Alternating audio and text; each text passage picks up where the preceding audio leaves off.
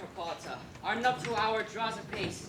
4 happy days bring in another moon, but oh, methinks how this old moon wanes. She lingers my desires like to a step dame or dowager, long withering out a young man's revenue. 4 days will quickly seep themselves in night, 4 nights will quickly dream away the time. And then the moon, like to a silver bow new bent in heaven, shall behold the night of our solemnities. Go, illustrate, stir the giddy youth, awake the pert and nimble spirit of mirth. Hippolyta, I wooed thee with my sword, and won thy love doing thee injuries. But I will wed thee in another key, with pomp, with triumph, and with revelry. Happy be Theseus, our renowned Duke. Thanks, Demetrius. What's the news with thee? Full of vexation come I, with complaint against my child, my daughter Hermia. Stand forth, Demetrius. My noble lord, this man hath my consent to marry her. Stand forth, Lysander. And, my gracious Duke, this man hath bewitched the bosom of my child. Thou, Lysander, thou hast given her rhymes and interchanged love tokens with my child. Thou hast by moonlight at her window sung with feigning voice verses of feigning love, and stolen the impression of her fantasy. With bracelets of thy hair, rings, gauds, conceits, knacks, trifles, nosegays, sweetmeats, messengers of strong prevailment in unhearted youth. With cunning hast thou filched my daughter's heart, turned her obedience, which is due to me, to stubborn harshness. And, my gracious Duke, be it so she will not, here before your grace, consent to marry with Demetrius, I beg the ancient privilege of Athens. As she is mine, I may dispose of her, either to this gentleman or to her death, according to our law. Immediately provided in that case. What say you, Hermia? Be advised, fair maid, to you your father should be as a god, one that composed your beauties, and one to whom you are but a form in wax, by him imprinted and within his power, to leave the figure disfigured. Demetrius is a worthy gentleman. So is Lysander. In himself he is, but in this kind, wanting your father's voice, the other must be held worthy. I would my father look with my eyes. Rather his eyes must with your judgment look. I do entreat your grace to pardon me. I know not by what power made bold, nor how it may concern my modesty, and such a presence here to plead my thoughts. But I beseech your grace that I may know the worst may befall me in this case if I refuse to wed Demetrius. Either to die the death or to abjure forever the society of men.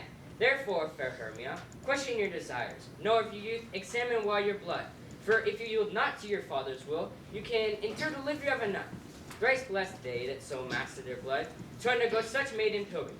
But earthlier happy is the rose distilled, than that which withering on the fruitless thorn, grows, lives, and dies in a single blessedness. So will I grow, so live, so die, my lord, or I will my skull is patent up, unto his lordship his unwished yoke, my soul consents not to give sovereignty. Take time to pause, and by the next new moon, the sealing day betwixt my love and you, for everlasting bond of fellowship.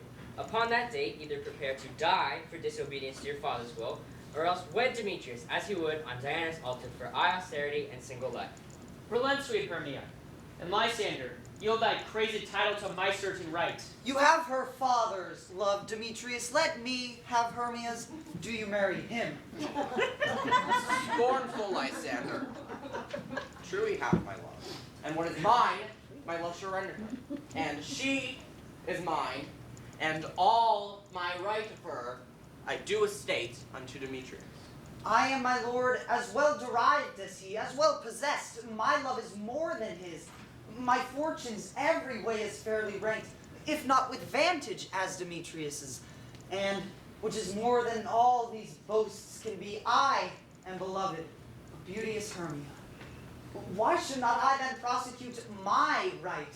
Demetrius, I'll avouch it to his head, voiced love to Nadar's daughter Helena, and won her soul. And she, sweet lady, devoutly dotes in idolatry upon this spotted and inconstant man. I must confess that I have heard so much, and with Demetrius thought to have spoke thereof. But being overfull of self-affairs, my mind did lose it. But Demetrius, come, Demetrius. I have some private schooling for both of you. For you, fair Hermia, look you arm yourself to fit your fancies to your father's will. or else the law of Athens yields you up, by which no means we may extenuate. Come, my father. What cheer, my love? Demetrius, Aegeus, go along. I must confer with you in some business against our nuptial that nearly concerns yourselves. With duty and desire we follow. How now, my love? Why is your cheek so pale? How chance the roses there do fade so fast? Belike for want of rain, which I could well beteen them from the tempest of mine eyes. Ay me, for aught that I ever could read, could hear by tale or history, the course of true love never did run smooth. But either it was different in blood, Oh, cross! Too high to be thralled to low! or else misgraft in respect of years, Oh, spite! Too old to be engaged to young! or else it stood upon the choice of friends, Oh, hell, to choose love by another's eyes! or if there were any sympathy in choice, war, death, or sickness did lay siege to it, making it as momentary as a sound, swift as a shadow, short as any dream, brief as the lightning in the calling night, that in a spleen unfolds both heaven and earth, and ere a man hath the power to say, behold, the jaws of darkness do devour it up. Oh, how quick bright things come to confusion. If then true lovers have been ever crossed, it stands as an edict in destiny. Then let us teach our trial patience, because this is customary cross. As due to love as thoughts and dreams and sighs, wishes and tears, poor fancy's followers. A good persuasion. Therefore hear me, Hermia. I have a widow aunt, a dowager of great revenue, and she hath no child. From Athens is her house a remote 7 leagues, and she respects me as her only son. There, gentle Hermia, may I marry thee to that place the sharp Athenian law cannot pursue us. If thou lovest me then, steal forth thy father's house tomorrow night, and in the wood, a league without the town, where I did meet thee once with Helena to do observance of a morn of May. There, I will wait for thee. My good Lysander, I swear to thee by Cupid's strongest bow, by his best arrow with the golden head, by the simplicity of Venus's doves, by that which knits his souls and prospers loves, by all the vows that ever men have broke, in number more than ever women have spoke, in that same place thou hast appointed. Tomorrow truly shall I meet with thee. Keep promise, love. Look, here comes Helena. Godspeed, fair Helena. Whither away? Call you me fair? That fair I cannot say. Demetrius loves your fair. Oh, happy fair. Your eyes are lodestars, and your tongue sweet air more tunable than a lark to shepherd's ear. When wheat is green, when hawthorn buds appear, sickness is catching. Oh, we're favor, so yours would I catch, fair Hermia, ere I go. My ears should catch your voice, my eye, my tongue should catch your tongue's sweet melody. Were the world mine, Demetrius being baited, the rest I'd give to be to you translated. Oh, teach me how you look, and with what art you sway the motion of Demetrius's heart. I frown upon him, yet he loves me still. Let your frowns would teach my smiles so skill. I give him curses, yet he gives me love. Thought my prayers could such affection move. The more I hate, the more he follows me. The more I love, the more he hateth me. This folly, Helena, is no fault of mine. None but your beauty. Would that fault were mine. Take comfort, he no more shall see my face. Lysander and myself shall fly this place. Before that time I did Lysander see, seemed Athens is a paradise to me. Oh, then what graces in my love you dwell, that he hath turned heaven unto a hell. Helen, to you our minds we will unfold. Tomorrow night, when Phoebe doth behold her silver visage in watery glass, decking with liquid pearl the bladed grass, the time that lover's flight doth still conceal, through Athens' gates have we devised to steal. And in the wood where you and I, upon faint primrose beds wont to lie, emptying our bosoms of their counsel sweet, there my Lysander and myself shall meet. And then in Athens turn away our eyes to seek new friends in strangers' companies. Goodbye, sweet playfellow, pray thou for us. And good luck, grant thee thy Demetrius. Keep word, Lysander, we must starve our sight from lovers' food till morrow deep midnight. I will, my Hermia. Helena, adieu. As you on him, Demetrius dote on you.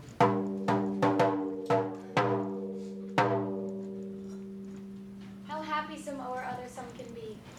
Through Athens, I'm thought as fair as she. Huh. But what of that? Demetrius thinks not so.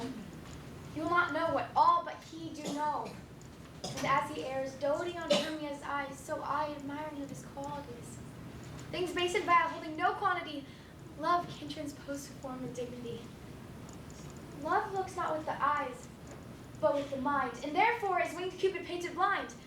Nor hath love's mind of any judgment taste, wings and no eyes figure unheedy haste. And therefore is love said to be a child, for in choice he is so oft beguiled. As waggish boys in game themselves forswear, so the boy love is perjured everywhere.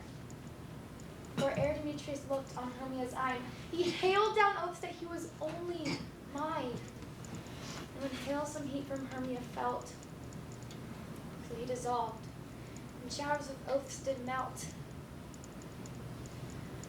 I will go tell Demetrius the fair Hermia's flight. Then to the wood will he tomorrow night pursue her. And for this intelligence, if I have thanks, it is a dear expense. But herein mean I to enrich my pain, to have a sight thither and back again.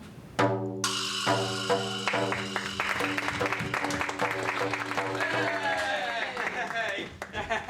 Hey!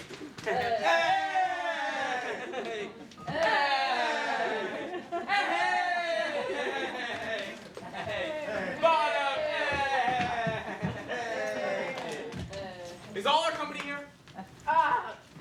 Let's call them generally, man by man, according to the script. Now here is the scroll of every man's name, which is thought fit through all Athens to play an our interlude before the Duke and the Duchess on his wedding day at night. First, good Peter Quince, say what the play treats upon, and then call forth the actors, so grow to a point. Mary, our play is the most lamentable comedy and most cruel death of Pyramus and Thisbe. A very good piece of work, I assure you, and Mary. Now, Peter Quince, call forth your actors by the scroll. Masters, spread yourselves. And shall I call you Nick Bonham, the Weaver. Ready? Name what part I am for. Nick Bonham, you are set down for Pyramus. What is Pyramus? A lover or a tyrant? A lover that kills himself most gallant for love. That lasts some tears in the true performing of it. If I do it, let the audience look to their eyes. I will move storms. I will condole in some measure. To the rest. Yet my chief humor is to play a tyrant. I can play Hercules rarely, or a part to tear a cannon, to make all splits. The raging rocks and shivering shocks shall break the locks of prison gates, and Phoebus' calm shall shine from far, and make and mar the foolish fates. This was lofty. Now name the rest of the plays. Oh, this was Hercules' vein, a tyrant's vein. A lover's more condoling. Francis Luke, bellows thunder. Here, Peter Quince. Flute, you must take Thisbe on you. What is Thisbe? A wandering knight? It is the lady that Pyramus must love. Hey, babes, let me not play a woman. I have a beard coming. That's all in one. You shall play the mass, and you must make a smile if you will. And I may hide my face. Let me play Thisbe too. I shall speak in a monstrous little voice. Thisbe, Thisbe. Oh, Pyramus! Lover dear! Lady dear! No, you will say Pyramus and Flute, you Thisbe. Well, proceed. Robin Starveling, too. Here, Peter Quince. Robin Starveling, you must play Thisbe's mother. Tom Snout, the tinker. Here, Peter Quince. You, Pyramus' father, myself, Thisbe's father. Snug the joiner. Snug the joiner. You, the lion's part. And I hope yours is play fit. Have you the lion's part written? Pray you, if it be, give it to me, for I am slow of study. You may do it in extempore, for it is nothing but roaring. And I may play the lion too. I will roar, that I will do any man's heart good to hear me. I will roar, that I will make the Duke say, let him roar again, let him roar again. Roar! And you would do it too terribly. You would frighten the Duchess and the ladies, and they would shriek, and were enough to hang us all. They wouldn't hang an innocent woman. That would hang us every mother's son. That would hang us, every mother's son. I grant should fright the ladies out of their wits, they would have no more discretion but to hang us. But I will aggravate my voice, and I will roar you as gently as any suckling dove. I will roar you as 'twere any nightingale.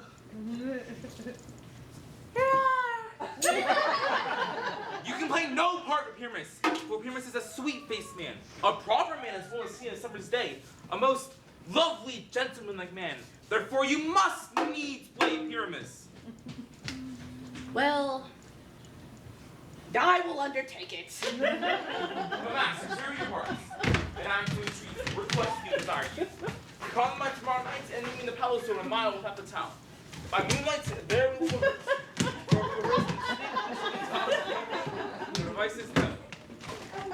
In the meantime, I'll draw a bill of property such as the play wants. I pray you. Fail me not. Yes, there we will meet, and there we may rehearse most obscenely and courageously. Take pains. Be perfect. Adieu. Of the Duke so we meet. Enough. Hold or cut bowstrings.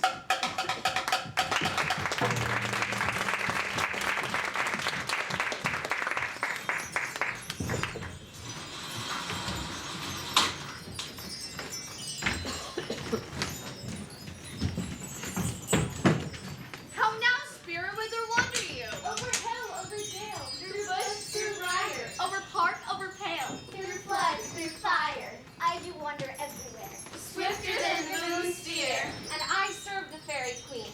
to do her orbs upon the green. The cowslips taller pensioners be. In their little coats, spots you see. Those we release, fairy favors. In their freckles live their savors. I must go seek some dewdrops here, And hang a pearl in every cowslip's ear. Farewell, thou lawless spirits, we'll be gone. Our queen and all her elves come here and on. The king doth keep his revels here tonight. Take heed, the queen come now within his sight. Oberon is passing foul and wrath because she, as her attendant, hath a lovely boy stolen from the Indian king. She never had so sweet a changeling.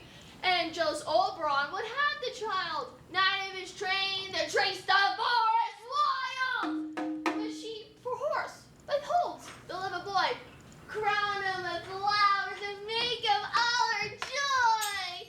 And now they never meet in grove or green, by fountain clear or spangled starlight sheen. But they just swear that they're all their elves for fear. Creep into acorn cups and hit the bear. Either I mistake your shape and make them white, or else you were that Shrewd and knavish sprite. called Robin Goodfellow. Are not you he that brightens the maidens of the villagery? Those that hobgoblin call you, And sweet puff. you do their work, and they shall have good luck. Are not you he? Thou speakest all right. I am the merry wanderer of the night. I jest to Oberon to make him smile when I, at that, am being fed, horse beguile, name and likeness of a filly full. Sometimes forgotten and gossips full of her lips of a roasted crab, and when she drinks against her lips, I bob and other with her to laugh all the ale. The wisest ant, telling the saddest tale. Sometime for a three-fold stool mistaketh me. Slip by for a moment, that toddle she, a tale of cries falls into a cough, till the whole choir holds their heads and laugh, and wants it in their mirrors, and knees, and swear a merrier hour was never wasted there. For Moon Fairy, here comes Oberon. Would that you were gone? Bill met by moonlight, proud Titania. What jealous Oberon? Fairy, skip hence. I have forsworn his bed and company. Tarry, rash one. Am not I thy lord? Then I must be thy lady. But I know when thou hast stolen away from fairyland and in the shape of corn sat all day playing on pipes of corn addressing love to amorous Phillida. Why art thou here? Come from the farthest step of India? But that forsooth the bouncing Amazon your bucks fair-skinned mistress and your warrior love to Theseus must be wedded, and you come to give their bed joy and prosperity. How canst thou thus for shame, Titania, glance at my credit with Hippolyta, knowing I know thy love to Theseus? Didst thou not lead him through the glimmering night from Perigenia, whom he ravished, and make him with fair Eglis break his faith with Ariadne and Antiopa? These are the forgeries of jealousy, and never since the midsummer spring met we on hill, in dale, forest, or mead, by paved fountain or by rushy brook, or in the beached margent of the sea, to dance our ringlets to the whistling wind. But with thy brawls thou hast disturbed our sport. Therefore the winds, piping to us in vain as in revenge, have sucked up from the sea contagious fogs which, falling in the land, have every pelting river made so proud that they have overborne their continents. The ox hath therefore stretched his yoke in vain, the ploughman lost his sweat, and the green corn hath rotted ere its youth attained a beard. The fold stands empty in the drowned field, and crows are fatted with the Murrian flock. The nine-men's moors is filled up with mud, and the quaint mazes in the wanton green Malacotrina are undistinguishable. The human mortals want their winter here. No night is now with him or carol blessed. Therefore the moon, the governess of buds, pale in her anger, washes all the air, the rheumatic diseases do abound. And thorough this distemperature, we see the seasons alter. Hoary-headed frosts line the fresh lap of the crimson rose, and on old hyacinth and icy crown, an odorless chaplet of sweet summer buds is, as in mockery set. The spring, the summer, the childing autumn, angry winter change their wonted liveries, and for the maid's world, by their increase now knows not which is which. And this same progeny of evils comes from our debate, from our dissension. We are their parents and original. Do you amend it then? It lies in you. Why should Titania cross her Oberon? I do but beg a little changeling boy to be my henchman. Set your heart at rest. The fairyland buys not the child of me. His mother was a votaress of my order, in the spiced Indian air by night. Full often has she gossiped by my side, and sat with me on Neptune's yellow sands, marking the embarked traces of the flood. And when we have laughed to see the sails conceive and grow big-bellied with the wanton wind, which she with pretty and with swimming gait, her womb then rich with my young squire would imitate, and sail upon the land to fetch me trifles of return again, as from a voyage rich with merchandise. She, being mortal of that boy, did die. And for her sake do I rear up her boy, and for her sake I will not part with him. How long within this would intend you stay? Perchance till after Theseus' wedding day, if you will patiently dance in our round and see our moonlight revels go with us. If not, shun me and I will spare your haunts. Give me that boy and I will go with thee. Not for thy fairy kingdom. Fairies away, we will chide downright if I longer stay. Well, go thy way! Thou shalt not from this world till I torment thee for this injury. My gentle Puck, come hither. Thou rememberest since once I sat upon a promontory, and I heard a mermaid on a dolphin's back, uttering such dulcet and harmonious breath that the rude sea grew civil at her song, and certain stars shot madly from their spheres to hear the sea maid's music. I remember! That very time I saw, but thou couldst not, flying between the cold moon and the earth, Cupid, all armed. A certain aim he took at a fair vestal throned by the west, and loosed his love shaft smartly from his bow, as it should pierce 100,000 hearts. But I might see young Cupid's fiery shaft quenched in the chaste beams of the watery moon, and the imperial votaress passed on in maiden meditation, fancy free. Yet marked I where the bolt of Cupid fell. It fell upon a little western flower, before milk white, now purple with love's womb, and maidens call it love in idleness.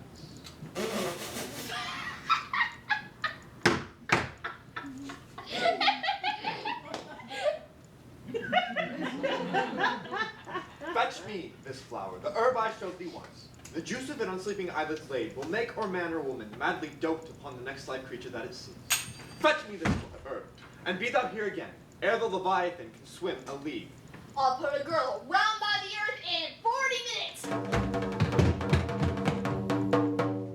Having once this juice, I'll watch Titania when she is asleep, and I'll drop the liquor of it in her eyes. The next thing when she waking looks upon, be it on lion, bear, or wolf, or bull, on meddling monkey, or on busy ape, she shall pursue it with the soul of love. And, ere I take this charm off